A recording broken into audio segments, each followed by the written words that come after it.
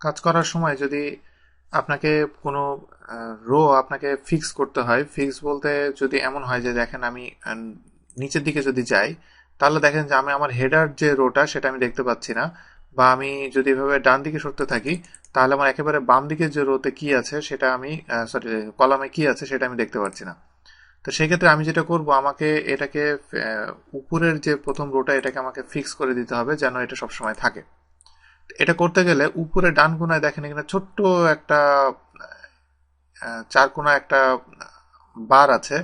এইটা আমি এখানে যখন ধরেছি মাউসটার কার্সরটা চেঞ্জ হয়ে গেছে, এই অবস্থায় আমি এটাকে ধরে আমি যদি এই পর্যন্ত নিয়ে এসে দিই তাহলে দেখেন যে এখানে দুইটা পার্টে ভাগ হয়ে গেছে। যেমন আমি এই পার্টে যখন আসি আমি এবার চেঞ্জ হচ্ছে ঠিকই, কিন্তু যখন আমি আবার এই পার্টে চলে যাচ্ছি তখন এটাও আবার চেঞ্জ হয়ে যাচ্ছে।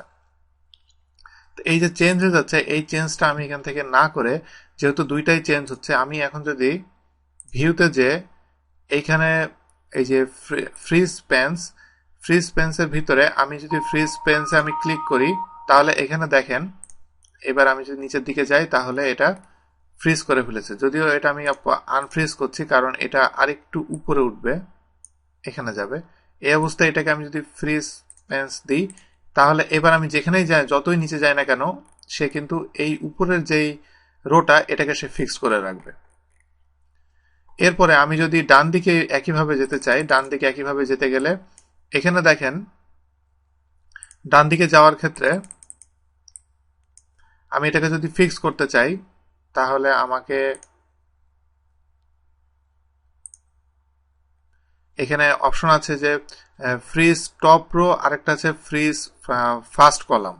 আমি যদি ফ্রিজ ফার্স্ট কলাম দিই তাহলে এখানে দেখেন যে ফার্স্ট কলাম যেটা আছে, ফার্স্ট কলামটা এখানে এটা ফিক্সড হয়ে গেছে। এখন আমি যতই ডান দিকে যাইতে থাকি ততই এটা ফিক্সড হয়ে থাকবে। এখন আমি যদি এটা করতে চাই যে আমি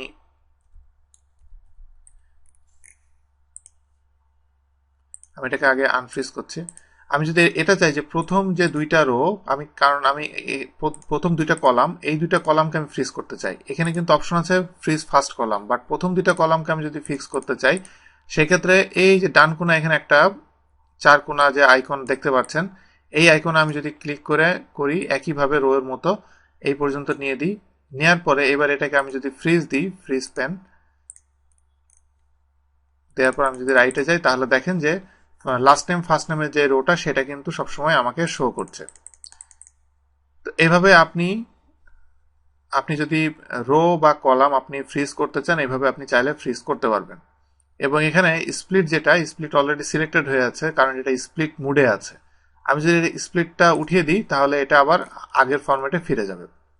আর আরেকটা ব্যাপার যে যখন আপনি লেয়ারটাকে ফ্রিজ করে রাখবেন, যেমন আমি এটা এই লেয়ারটাকে যখন ফ্রিজ করছি,